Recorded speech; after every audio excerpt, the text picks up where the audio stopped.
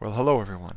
I wanted to work really the most introductory problem possible for the new chapter we're doing, which really should be called interval notation. That's the heart and soul of the section on inequalities. And the reason that is because interval notation is the essentially the language of calculus. All the solutions in calculus are shown using interval notation now. And we will be returning to this later on in the book. And obviously you can't do the later sections in this chapter 4 unless you really have nailed down an interval notation. Now, there's one thing working against you on this, and that is math education in your past. The way you've been taught to graph on a number line works against what we need to learn here. And so in a sense I'm asking you to do some unlearning. And unlearning is much more difficult than learning. So I'm taking the time and I'm going to hammer the point here with 3 problems. And then the third problem I'll work is the one you're looking at right now. This is actually the first problem in the homework PDF with a slight alteration. So you won't be doing the same problem, but no doubt yeah, I'm going to give you quite some monster hints on this one. We'll get to this one though. But first I want to show you what you need to unlearn. The way we have graphed is the way we were taught to graph both in elementary and high school, and even probably in your last math class at a community college, is to use an open circle when you want to exclude a point, and use a closed circle when you want to include an endpoint. And that's a very visual thing, and it works well. But for where we're headed in this class and in your next class, I suggest that you use, instead of an open circle, you use a left or right parentheses, depending upon which way the solution set shoots out. And for the closed circle that includes the endpoint, I suggest we use the left or right bracket. So I want you to work hard to get there on that, and I should really pay extra points if you do that on the homework assignment, because it goes against all of your prior learning, and it's going to be hard to stay your hand and actually do it this new way. Let me bring in a site that teaches this stuff online, and whose site this is doesn't matter, but essentially it's in bold, algebra graphing on number lines, and here's the inequalities. And they give an example here, x is less than 4, and here is their solution, their graph. And they use the open circle to exclude 4, and then they show the arrow going to the left, all the numbers to the left of 4, excluding 4. So the graph isn't wrong, but it's not the way we want to do it these days. What I want to show you here is the way we should educate ourselves to do it. So let's do this, and you'll see why I think this is a better, more superior way of doing this.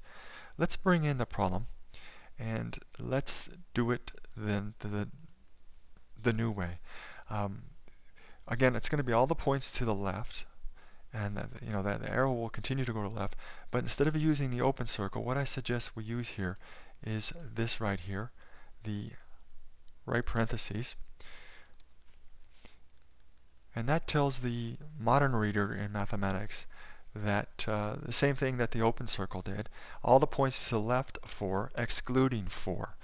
And so why this is a superior way of doing this is because when you go to interval notation, you can simply read the answer right off the graph. You don't have to do a translation. In other words, you avoid a step, and every step you avoid is better because it's one less chance to introduce an error. And so I'm going to read the interval notation straight off of the graph, and it looks like this. Now, we never fence in infinity, and that's why I still have to use the parenthesis symbol over there. I've had students suggest, there ought not to be anything here, that this is the right way to do it. And that makes good sense, but we have to show demark where something begins and something ends. And so we don't use the left bracket here, we use the left parentheses. So we never fence in the infinity symbol, and that's why we use the open symbol. Now I'm going to do one more, and I want to go again to that website, and let's take a look at a slightly more difficult one. this is conjunctions or complex inequalities. In other words, it's going to use the word and. Here is the problem. X is less than or equal to 4 and x is greater than negative 2. And so x is less than or equal to 4 will be the closed circle, the way they're going to do it here, and x is greater than negative 2 will be the open circle. And here is their solution. And again, that's not wrong, but for where we're headed, it's not quite correct enough. Let's do it again on our own. Let's bring in the situation here.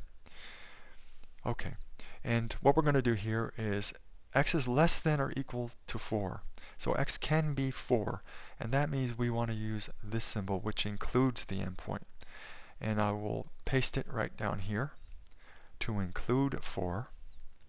And then we are going to say, and simultaneously, x must be greater than negative 2. So that's these points going this way, and they run into these points here, and that's where we stop. And we will say x is greater than negative 2, which means we don't want to include negative 2, as it can't be equal to negative 2. And so this is our symbol, the left parentheses. Now, why this is superior again is once I've done it this way, I can immediately translate it into interval notation. Check out here is the interval notation. Simply copied from my graph. Very nice, very clean. Okay, now I want to get after that homework problem. And here it is. And you should really pause the video right now and do this yourself. Here we go. X is less than negative 2. That's going to be this symbol here. Let's pop that in there.